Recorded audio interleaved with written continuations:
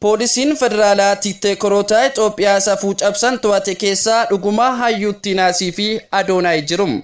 Eenyufaattis qabame kan jedhu guutummaatti adda baafanneerra.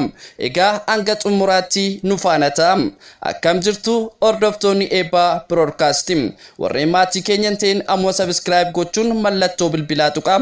Komentii jalatti yaadaaf qabdan nuuf kaa share gochuun hiriyoota keessan bukkee geessisam.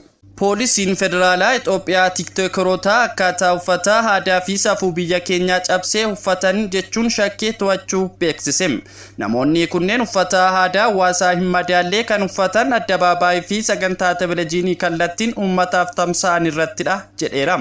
Dhiyoo Itoophiyaa keessatti yeroo sadeeffaa fi badhaasni Tiktokoroota G-Power TikTok Creative Award jedhamuun qophaa'ee taasifameera.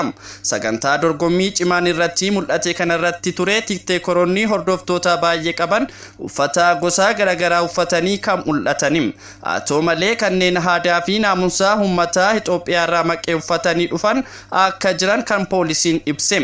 Kunneenis uffata qaama isaanii mul'isu uffachuu poolisiin ibsa isaa keessatti kan eere. Shakkamtoonni kanas michoowwan isaanii waliin to'atee qorannoo eegalu poolisiin federaalaa Itoophiyaa beeksiseera.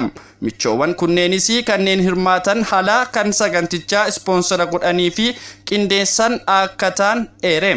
Kanneen shakkamanii to'atamanii qoratamaa jiran akkaataa uffata isaanii uummata biratti fudhatamaa kan hin qabne akka ta'e ibse poolisiin. Sababa seeratti dhiyeessuun barbaachiseef yeroo heeruu kanneen aadaa hawaasaa hin taanee fi aadaawwan ala dhufan dhaloota irratti miidhaa akka hin finne akka ta'e eere.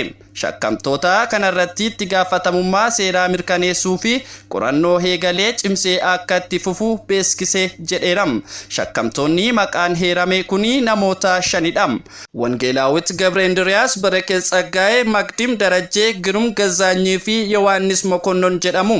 Egaa warreen himataman kana keessas Adoonaay fi Ayyuuttiin keessa hin jirani. Isaan lamaanuu bilisadha. Himannaa poolisiin irratti dhiyeesse irratti shakkamtoonni kun wanti isaan jedhan hin beekamu. Haa ta'u malee kanneen uffata isaanii uffataniin ijoo dubbii ta'an turaniiru. Ergasiis kan dhiifama gaafatan akka jiran gabaafamaa tureera. Egaan oduu har'aaf qabannee asuma irratti goolabna. Subscribe gochuu hin dagatina. Like, comment gochuun yaadaaf qabdan nuuf kaa share gochuun hiriyoota keessan bukkee geessisam.